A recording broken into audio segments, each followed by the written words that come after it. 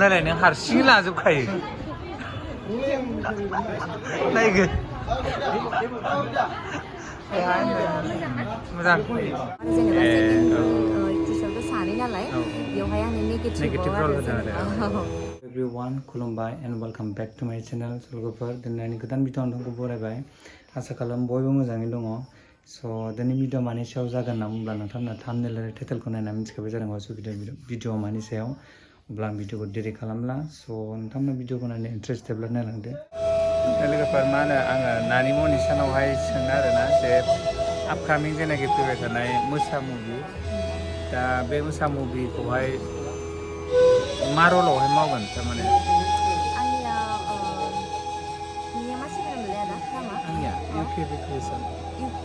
इउकेबि creation गिबियावनो बयनिसिमबो खुलुमनायखौ बावहरनाय थाबाय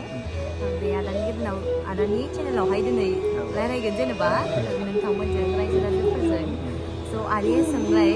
आंनि नैबे मोसा फुल फिल्मावहाय आंनिया जागोन सेकेन्ड एक्ट्रिस बेवहाय मा बिदियानो जागोन नेगेटिभ रलाव आरो जेनेबा सेकेन्ड एक्ट्रिसआवथ' सानै नालाय बेवहाय आङो नेगेटिभ रल होदों आरो जिखुनु गिबि गिबियावनो कंग्रेचुलेसन बिनानावनिसिम जाहाथे मुभियावहाय मोजाङै मोजां साक्सेस जायो